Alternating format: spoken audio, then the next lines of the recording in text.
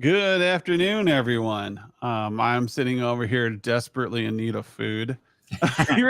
As IT people, I feel like are uniquely situated. Like we will go like 12 hours without eating Yep. because like it's one thing after another. You're like, why am I so cranky? Yep, that's it. And Protein so, bars are a great item to add to your desk. what are power Protein bars? bars. Yeah. Yeah. I used to have a refrigerator right next to my desk when I was in the corporate IT. It was full of sodas and just a few snacks just in Mhm. case. And I also always brought my lunch with me because then I knew I could just reach down into my fridge, grab my food, and throw it in my mouth. Yep. And that's really kind of just it's part of who we are as engineers. And just today I was realizing like it is 1 o'clock central and it'll be 1:30 before I even can head up and check. I tried really hard in between two meetings to microwave some food. And then it's still up there. It's in the microwave just chilling. I'll probably have to reheat it because that was like an hour ago. And but that kind of brings me up to where we are today, right? We're coming up on Q4 here in a week.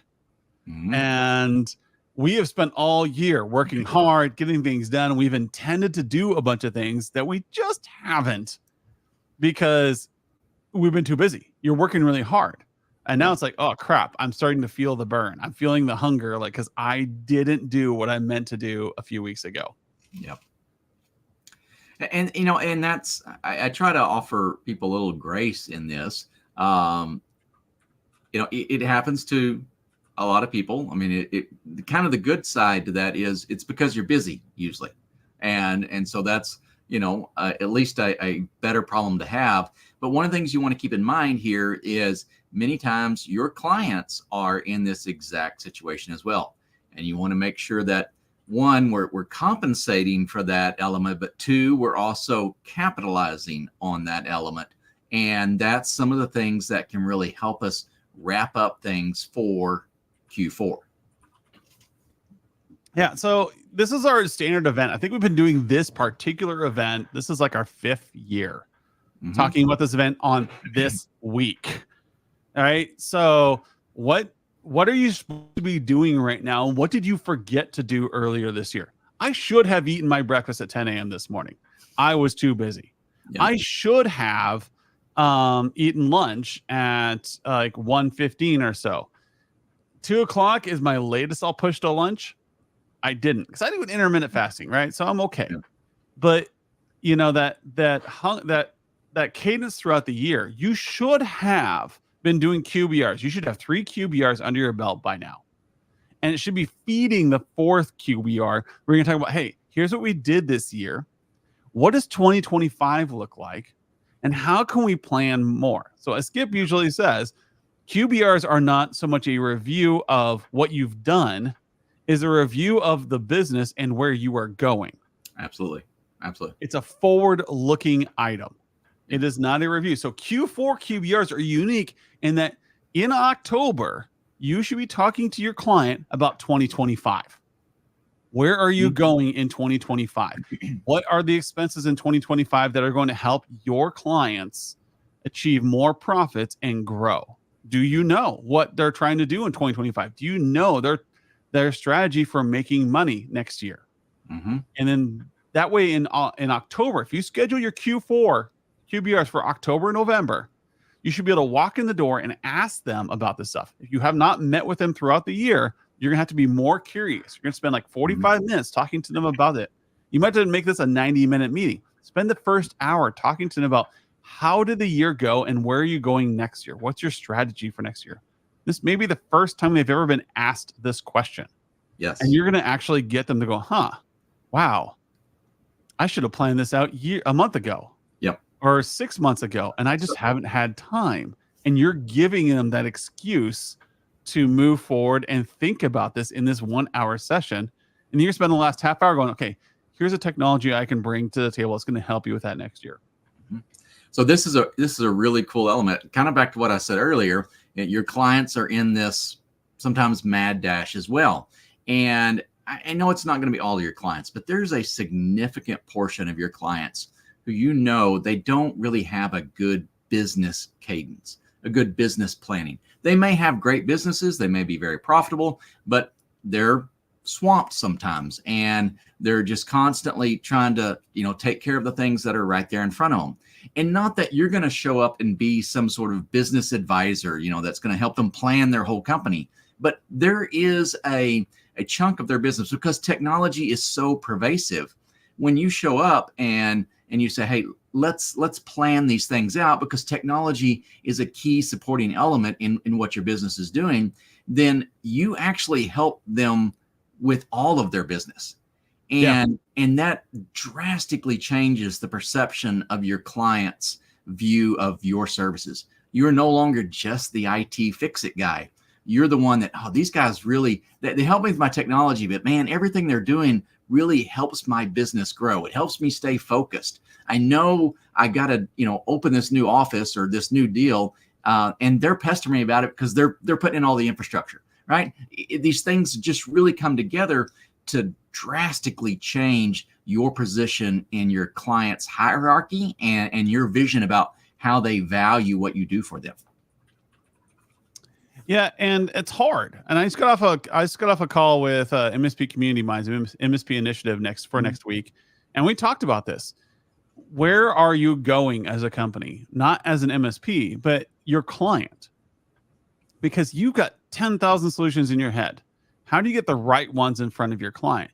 You do it by building a relationship, by understanding what industry they're in. And maybe you know that industry so well. You're really great at being a specific vertical. You're really great at dealing with hospitals. You're really great at dealing with clinics or lawyers or food vendors, whatever it is that is your specific a vertical that hey, by the way, for schools, E-rates changing next year, you can now get subsidies for these assets. Let's get them in before that subsidy changes. Yep. Hey, you are a food service provider. Hey, 5G has been doing some amazing things for kiosks. Let's get you upgraded to 5G for your hotspots so that we can make sure that you always are connected. You know these verticals, so you can bring that to the table. But also, you're going to want to know from them, are they opening up new locations? You've got a lot of stuff you can do if they're opening up a new physical location. Are they trying to do more remote work? There's a lot of stuff you can do if they're doing remote work. They won't think to ask you because they don't know that technology can provide a solution for these things. So what you want to do is work on making sure that you understand your client so you can take the 10,000 things in your head and give them the right ones. And that's the focus of a Q4 QBR, is you're wrapping this all up and saying, what is next year going to be? How can I help you make money? Well, and let me interject a couple of really hopefully time sensitive, practical suggestions here. So obviously it's a, election year. There's a lot going on, and people have a lot of opinions, and they're definitely sharing, discussing, listening to all these opinions. And in a business arena, that comes down to, I can't do this, or I can do this, or I think I will be able to do this. They're talking about all these things centered around their business. Well, start capitalizing on some of those. All right. Yeah. Especially for some of your customers, you got to be careful. If you get them talking about politics, it can derail too much. But are they looking for specific things after the elections? All right. Are they mentioning, hey, if this happens, then I think I'll feel comfortable doing this with my business, or I won't do this with my business. And now you have really hard targets to begin aligning your technology solutions to support. So you set these objectives, set these expectations, and then afterwards you're able to follow up and go, okay, this is where we're at. You said this would happen. Let's plan, let's move forward with this. So this is just a great way it's a great opportunity as well, because this is so top of mind for so many people right now. They have these elements that they're talking about. Line up some technology to support, mitigate, whatever their concerns are. Line those up and be ready with those, have discussions. And that's where the value turns out, because now they're like, oh yeah, this did turn out, and you guys are already on deck, ready to do this. I need to go and pull the trigger. We're ready to roll. And now you're part of them moving forward. Yeah, and then they'll start inviting you to more meetings. This is how you turn the relationship around. I get asked all the time, how do I get invited into the C office? Yep. You get invited there by having C-level conversations, by being interested in the business. If you're not solving business problems, then you're not going to be invited to the C-level table. You don't get a seat at the table if you're just a janitor, if you're just a break fix, if you're just the low-level accountant who is collecting receipts and putting them in QuickBooks. Those people don't go. They're important people. Don't get me wrong. They're very important people to the running of an organization, but they don't need to be in a boring conference room talking about business growth strategies. People in the business growth strategies are the ones who are going to ask questions about, where's the business going? Is this the right direction? How can we get there? What are the biggest risks to our growth right now? Who are our threats to our who are entrances to our market that are threats to us right now? Can we do anything about this? These are questions you talk about in a conference room with C-levels. They don't talk about firewalls. They don't talk about servers. They might mention it in passing the same way you'd mention, hey, I really like my desk, my oak desk in my office. Yeah. Because it's not a business strategy item. It's an operational problem. It's important, but it's not a strategic item. How often you replace your office desk is not a strategic item at that level. You know you're going to replace this desk in like 20 years because eventually it's going to start cracking and getting out of the way. So are you going to worry about that today? No. You're going to worry about how is your business running. So when you guys come in and say, oh, we need to talk about strategy, let's talk about when assets are out of warranty. Let's talk about when we need to replace your firewall. That's not strategy. That's operations, people. Strategy is, hey, if we upgrade this asset, you'll be able to process more revenue every month.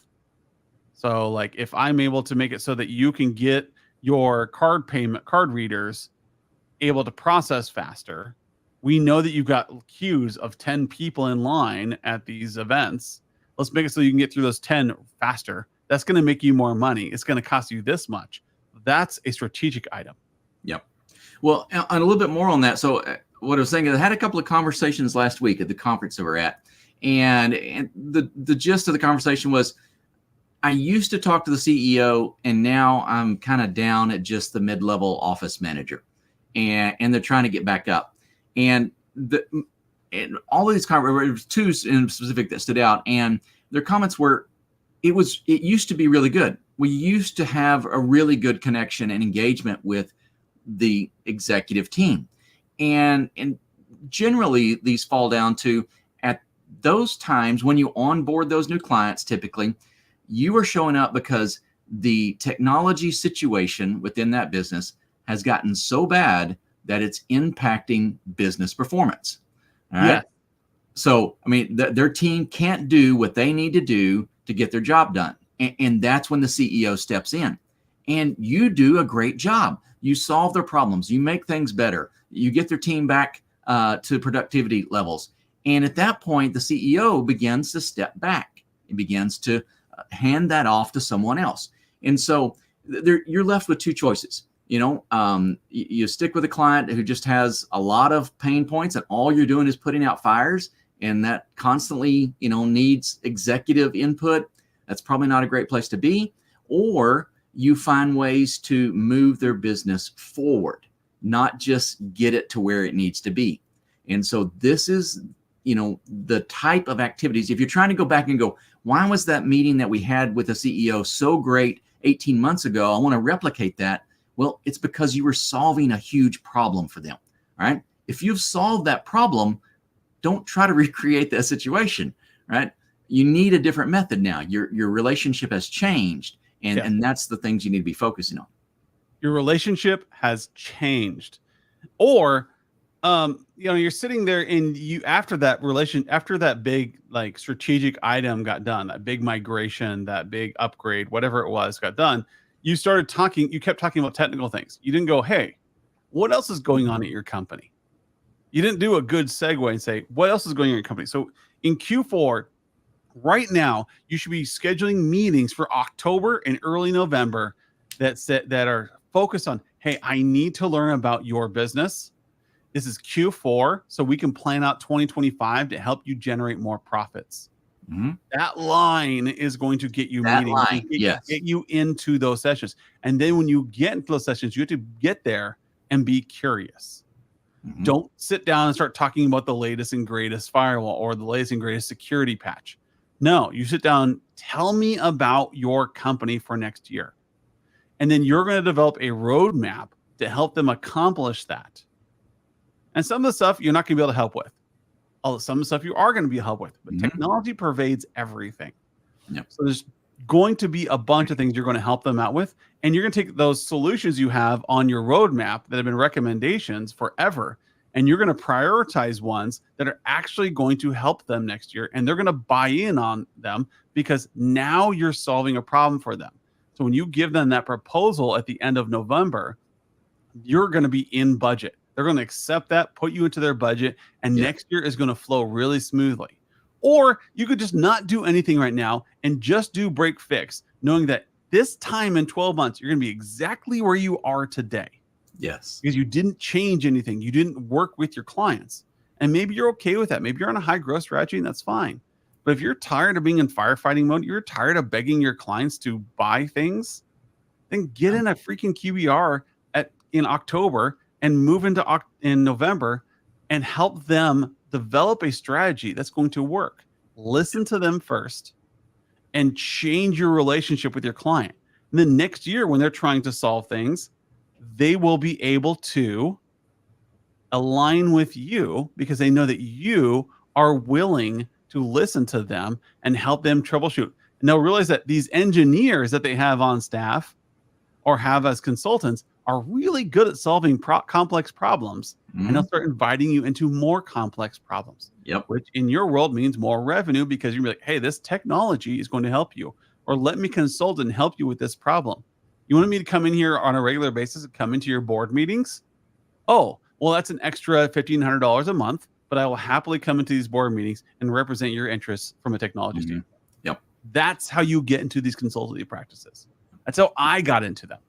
And you know, we still hear the age-old complaint of I can't get my, CEOs, I can't get the, key decision makers to accept meetings with me. All right. That's just a constant gripe and complain that we hear from many MSPs. And the problem is you're setting the wrong expectations. You're saying, hey, I want to have a business review, or, I want to have a QBR. You call it a QBR, right? Or I want to just talk. Be upfront about it. Okay. Hey, how can I help your business grow next year? I want to have a meeting to talk about your profitability. All right. Don't beat around the bush. I mean, these businesses are in business to make money. I was talking to someone the other day, we might enjoy what we're doing, but this is not a charity, right? Everybody's looking to make some money here. So be straight up with them and say, hey, let me help you make money next year. And that sort of upfront, somewhat blunt, but very just simply straightforward objective in scheduling those meetings goes a long way to getting them to click that accept on the invite that you're sending out. If it's something technology focused, I don't know. There's a lot of things that I've seen out there. You got to focus on what's important to a business owner, and that's making money. You will be amazed at the revenue that you have missed over the last decade by having this conversation. Skip has his 2 Qs. What are your biggest sources of revenue, and what are the biggest risks to that revenue? Make that the topic of your Q4 QBR. Yeah. I want to learn about how you make money because I think there's technology out there that can help you make more or give you a competitive advantage, or any of 1,000 different things. Or as technology comes up that I think that will help your practice, I want to keep an eye out for it. I'm really good at that. And you're going to make that the topic of the Q4 QBR. You're still going to talk about budgeting and things like that, but that is going to be the main topic. Absolutely. And by doing that, you're going to be like, holy crap, you've been doing that for the past decade? You could have solved that in 5 minutes. All you do is ask me. There's a new spot. It's in your Microsoft suite. You have this feature already. Let me come and do a lunch and learn and train your people how to do it. Yep. Or it might be something that you're like, oh, that's a piece of software. It's prevalent in the industry. How are you not using it? Well, I didn't know it was a thing. Well, now you do. Let's sit down and do a showcase for this and see if we can't put this in place for you. That's it. you will be amazed if you've never had one of these conversations with your client where you actually ask them about their profits and what they do as a company. You'll be amazed at how many things you've been missing because you've been too busy in the weeds fixing computers and servers. Mm-hmm. And you'll start building profits like you've never seen. Consultative practices tend to generate, I think the last call out 2 calls ago was on 80% margin on compliance as a service on consultative practices. And you're eking out how much out of Microsoft? Yeah. Change your narrative. Start talking and building your relationships, and you will have an amazing 2025. It will turn around pretty fast. That's it. All right, Skip. I'm ready for some lunch or dinner or whatever you want to call it right now. So I'm calling it quits for the day. Next week, I'm going to be at MSP Community Mind. So maybe Skip can have Richard on and they can talk about to check the events calendar and what next week is. Well, and that's another cool part. I'll just throw a plug in here. You know, it's been a hectic summer for me. You know, Q4 is rolling around. I'm like, wow, there's so many things I wanted to do that, you know, I didn't get done, and I'm scrambling here. But there are a few things that are right on track. You know, this is one of them. And it's because we have a plan. You know, we started out years ago, and every year we're planning these out. And despite the, you know, craziness that goes on, there are still elements of our business that we're hitting, you know, regularly and on schedule, just like we wanted to.